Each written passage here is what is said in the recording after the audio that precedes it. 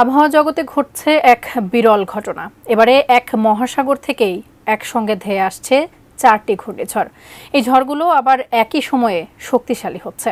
এমন বিরল ঘটনায় শঙ্কিত হয়ে পড়েছেন খোদ আবহাওয়াবিদরাও। সামুদ্রিক ঝড় নিয়ে আরও জানাচ্ছেন শেখ ফরিদ। একসঙ্গে ধেয়ে আসছে 4টি শক্তিশালী ঘূর্ণিঝড়।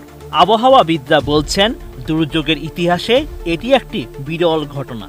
মূলত মহাসাগরের উষ্ণতা বেড়ে যাওয়ার কারণেই ব্যতিক্রমী এমন ঘটনা ঘটছে। বর্তমানে ঘূর্ণিঝড়গুলো প্রশান্ত মহাসাগরে ঘূর্ণায়মান অবস্থায় রয়েছে।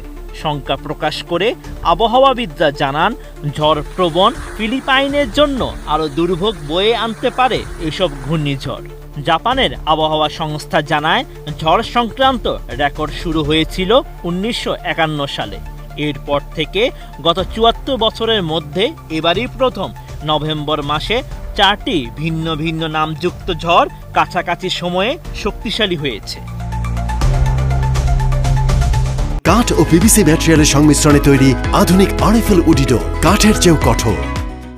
যৌথ টাইফুন সতর্কতা কেন্দ্রের স্যাটেলাইট চিত্রে দেখা যাচ্ছে 4টি ঝড় পশ্চিম প্রশান্ত মহাসাগরের বিশাল এলাকা জুড়ে বিস্তৃত, যা ভিয়েতনাম থেকে গুয়াম পর্যন্ত ছড়িয়ে রয়েছে। এই 4টি ঝড়ের নাম হচ্ছে টাইফুন ইনশিং, টাইফুন তোরাজি, ক্রান্তীয় ঝড় উসাগি এবং ক্রান্তীয় ঝড় ম্যানই। প্রতি বছর ফিলিপাইন একাধিক ঝড়ের কবলে ক্ষতিগ্রস্ত হয়। গত মাসে দেশটিতে কয়েকটি টাইফুন ধারাবাহিকভাবে আঘাত করে। এতে করে সেখানে উদ্ধার অভিযানে কিছুটা বেগ পেতে হয় স্বেচ্ছাসেবকদের। দেশটিতে এখনো হাজার হাজার মানুষ আশ্রয় কেন্দ্রে রয়েছে।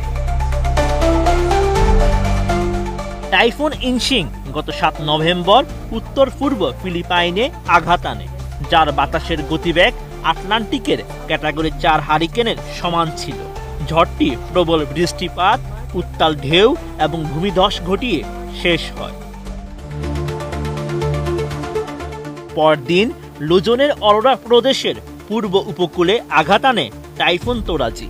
এর বাতাসের গতি আটলান্টিকের ক্যাটাগরি 1 হারিকেনের সমান। ক্রান্তীয় ঝড়ে রূপান্তরিত হওয়া তোরাজি দক্ষিণ চীন সাগর দিয়ে অগ্রসর হওয়ার সঙ্গে সঙ্গে দুর্বল হয়ে পড়ে। দেশটি আরও একটি শক্তিশালী ঝড়ের জন্য প্রস্তুতি নিচ্ছে, যা 5ম দিনের মধ্যে তৃতীয়। ক্রান্তীয় ঝড় উসাগি লুজনের প্রায় ফিলিপাইনের 750 কিলোমিটার উত্তর পূর্বে অবস্থিত। দেশটির দিকে ধেয়ে আসার সময় 12 নভেম্বর এটি একটি টাইফুনে পরিণত হওয়ার শঙ্কা রয়েছে। শেখ ফরিদ, এটিএন।